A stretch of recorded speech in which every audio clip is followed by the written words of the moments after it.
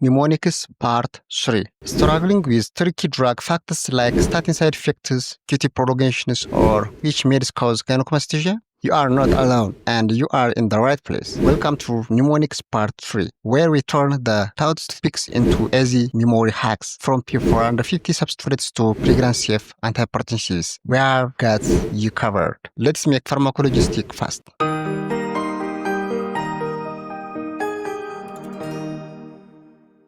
Number 1, statin side effects. Mnemonics HMG coenzyme A is equal to hepatomyogI. H represents hepatotoxicity, M represents myopathy, G represents GI upsets. ይሄ ስታቲን ሳይድ ኢፌክትስ ምላቸውን ባጭሩ ለመያዝ HMG coenzyme A is equal to H means hepato, M myo, G GI. So hepato means hepatotoxicity ጉበት ጋር ቶክሲቲ ሲፈጥር፣ ማዮፓቲ ደግሞ የጡንቻ በሽታ ህመም፣ GI ማለት GI አብሴት ደግሞ የጨጓራ ማቃጠል፣ እነዚህ አይነት ምልክቶችን ያመጣል ማለት ነው።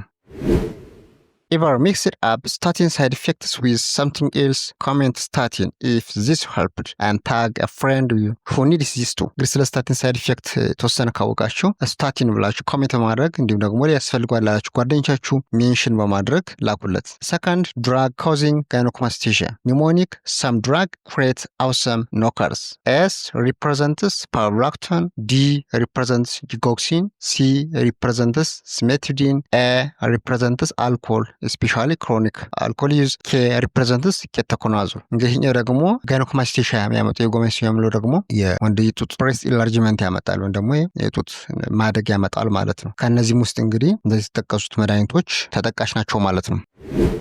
If you have ever laughed at some drug create awesome knockers, drop a laugh sign in the comment and don't forget to like. ከዚህ ውስጥ እንግዲህ ተመቻችሁ ካለ የሳቅ ኢሞጂ ማድረግ ኮሜንት አድርጉ። Sir, P450 substrates. Mnemonics always think when outdoors. A represents antiepileptics, T represents theophylline, W represents warfarin, O represents OCPs or oral contraceptive pills. P450 substrates የምንላቸው ብዙ ጊዜ በእነዚህ ኢንዛይሞች ታባላይዝ የሚሆኑት እነዚህ ተጠቃሾች ናቸው ማለት ነው።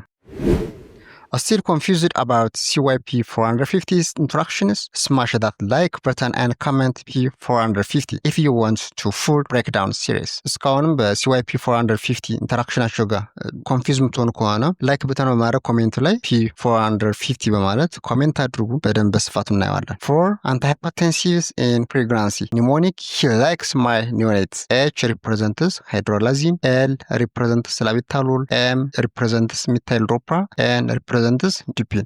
ደግሞ ነፍሰ ጡር እናቶች ላይ ከፍተኛ የደም ግፊት በሚከሰትበት ሰዓት እነዚህ መድኃኒቶች ለህፃኑም ሴፍ የሚባሉ መድኃኒቶች ናቸው ማለት ነው።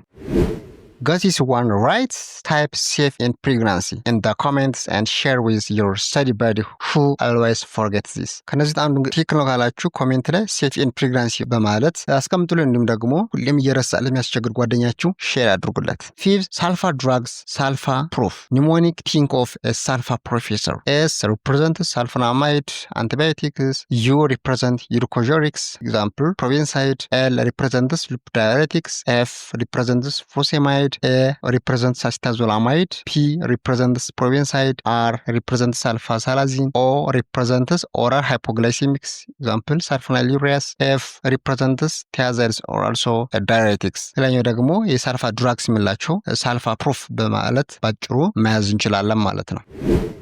Did the sulfa proof make it click for you? Hit like and comment proof passed if this mnemonic helped you remember. እንግዲህ ሳልፋ ፕሩፍ የሚለውን ክሊክ የሚያደርግ ከሆነ ኮሜንት ላይ ፕሩፍ ፓስድ ብላችሁ ጻፉልን። እንዲሁም ደግሞ ላይክ ማድረጋችሁን አትርሱ። 6 QT prolongation drugs. Mnemonic ABCDE.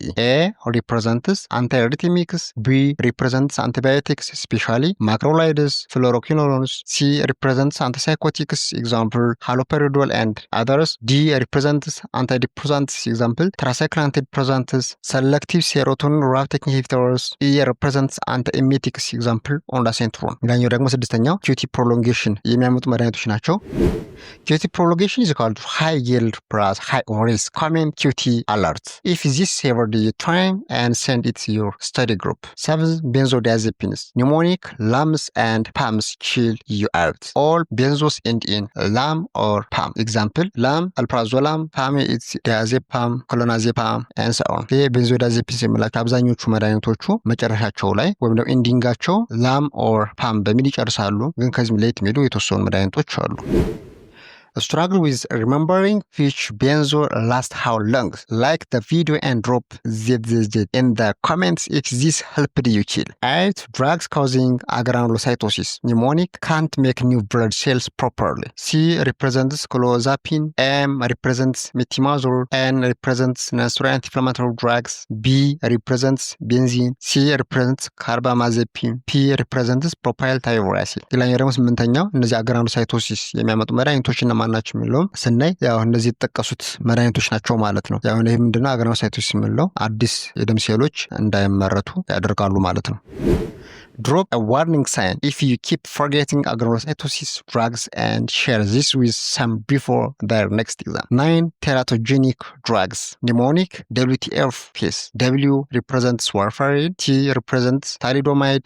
F represents fluoroquinolones. P represents phenytoin. A represents ACE inhibitors. C represents carbamazepine. E represents estrogens. እንግዲህ እነዚህ ነፍሰ ጡር እናቶች በሚወስዱበት ሰዓት ሙሉ ለሙሉ ቴራቶጀኒክ ኢፌክት ያላቸው መድኃኒቶች ናቸው ማለት ነው። ስለዚህ እነዚህ መድኃኒቶች ለነፍሰ ጡር እናቶች አይሰጡም ማለት ነው።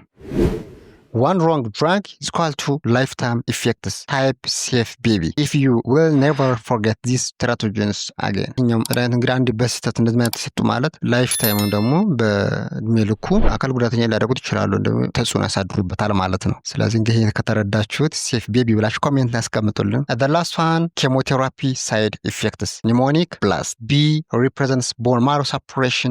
L represents low immunity. A represents anemia. S represents stomatitis.